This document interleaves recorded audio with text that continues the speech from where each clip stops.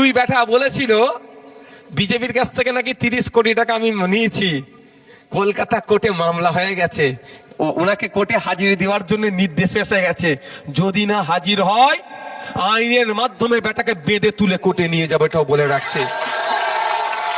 বলেছে 30 কোটি টাকা, তো ওনাকে কোর্টে গিয়ে প্রমাণ দিতে হবে, কবে কোথায় কিভাবে নিয়েছে প্রমাণ দিক। আমি তো কেউ আমাকে একটা খারাপ ভাষা বললো, সে খারাপ ভাষায় আমি উত্তর দিতে পারবো না, ওই রুচি আমার নাই। তা আমি কোর্টকে গিয়ে বলেছি এটা আমার নামে মিথ্যাচার করছে, আপনি ওনার কাছ থেকে জানুন। কোর্ট ওনাকে ডেকে বলবে এবার বলো কোথা থেকে পেয়েছো। কোর্টে একবার যাক না, আমার উকিলরা আছে, বুঝিয়ে দেবে, ভালো করে বুঝিয়ে দেবে একদম।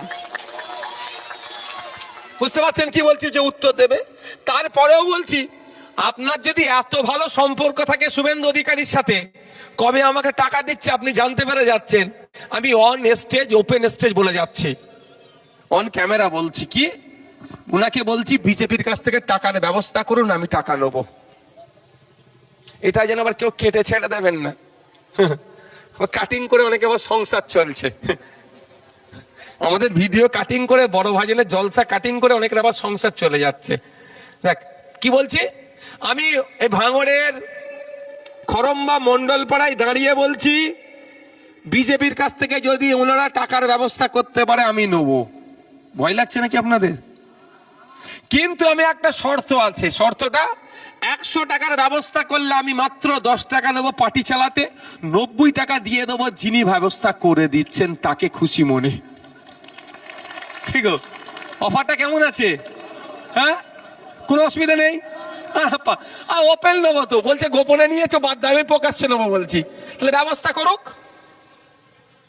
যে বিজেপি উত্তরপ্রদেশে নয়ডাতে 19 বছর 17 বছর ছেলেটি, একটি আদি দলিত ছেলে জন্মদিন পালন করার জন্য তাকে পিটিয়ে মেরে দিল, যে বিজেপির এতে, যেই বিজেপির ওখানে তথাকথিত উচ্চ বর্ণের মন্দিরে পিছিয়ে বর্গের একটি বাচ্চা পানি পান করেছিল বলে পিটিয়ে মেরে দিয়েছিল, যেই বিজেপি সাম্বাল মসজিদে আপনার সার্ভের নামে 5টি ছেলেকে গুলি করে মারলো, যেই বিজেপি গুজরাটের বিলকিস বানুকে যারা ধর্ষণ করেছে মালা পরালো, যেই বিজেপি কলকাতার এই প্যাটিস বিক্রেতাকে যারা মারধর করেছে জামিন পড়ে তাকে মালা পরালো, সেই বিজেপি নাকি নওশাদ সিদ্দিকীকে টাকা দেবে।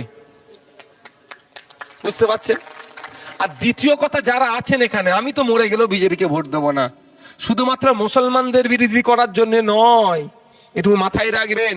শেখ রেজাউল নামে যে ছেলেটি প্যাটিস বিক্রি করছিল তাকেও মেরেছে, আর শ্যামল মন্ডল প্যাটিস বিক্রি করছিল তাকেও মেরেছে এরা। তাই বিজেপি হচ্ছে মানবতা বিরোধী, শুধু মুসলমান বিরোধী নয়, এটা মাথায় রাখবেন আপনারা। ভুল বুঝিয়ে দেওয়া হচ্ছে, বিজেপি হচ্ছে মানবতা বিরোধী। বিজেপি জল জমি জঙ্গলের স্বাভাবিক অধিকার, জঙ্গলের আমরা জানি আদিবাসীর, কেড়ে নেওয়ার চেষ্টা করছে। বিজেপি পিছিয়ে বর্গের হিন্দুদেরকে, এখন আপনি এতে চলে যান মধ্যপ্রদেশে, আপনি হায়দ্রাবাদের সেন্ট্রাল ইউনিভার্সিটিতে পড়াশোনা করতো রহিত ভেমুলা, তথাকথিত উচ্চ বর্ণের মানুষ, এমন তাকে স্লেজিং করেছে, ইফটিজিং করেছে, সুসাইড করতে বাধ্য হয়েছিল। কই বিজেপি কথা বলেনি তো? এই বিজেপি শুধুমাত্র ভোটের জন্য হিন্দু হিন্দু ভাই ভাই করে, ভোট মিটে গেলে সব আর বলবেন না। কি বলে বুঝতে পারছেন তো? ভাই ভাই, বাকিটা কি বলবে? কারণ এই প্রমাণ দিচ্ছি, শুভেন্দু অধিকারী মহাশয় কি বললেন, হিন্দু হিন্দু ভাই ভাই, ভালো কথা, কিন্তু শুভেন্দু অধিকারী মহাশয় শুনেছি পেট্রোল পাম্প আছে, তাহলে পাম্পের সামনে তো লিখে দিতে পারে হিন্দু হিন্দু ভাই ভাই, মুসলমানের জন্য তেল বিক্রি নাই। তা করেনি, ব্যবসাটা ভালো করে বুঝছে, আর পাড়ার গরিব হিন্দু মুসলমানের সাথে লড়াই লাগিয়ে দিচ্ছে। আমার বাড়িতে উনুন চলছে কি চলছে না, আমার বাড়ি বিপদ হলে শুভেন্দু অধিকারী ছুটে আসবে না, নওশাদ সিদ্দিকী ছুটে আসবে না। কে হিন্দু কে মুসলমান আমরা দেখিনি, আমার কাকা আমার চাচা ক্ষতিগ্রস্ত হচ্ছে, আমরা ঝাঁপিয়ে পড়ি না। এটা বিজেপি তৃণমূল রাখতে দেবে না, এটাই বিজেপি তৃণমূল নষ্ট করতে চাইছে। তাই আমরা কে হিন্দু কে মুসলমান দেখার দরকার নাই, ঐক্যবদ্ধ হতে হবে, এক হতে হবে, বিজেপি তৃণমূলের বিরুদ্ধে আমাদেরকে লড়াই করতে হবে। একটা তথ্য দিচ্ছি আপনাদেরকে, শুনে রাখুন। ক্ষুধার সূচকে আমাদের ভারতবর্ষ 123টি দেশের মধ্যে 102 নম্বরে চলে গিয়েছে।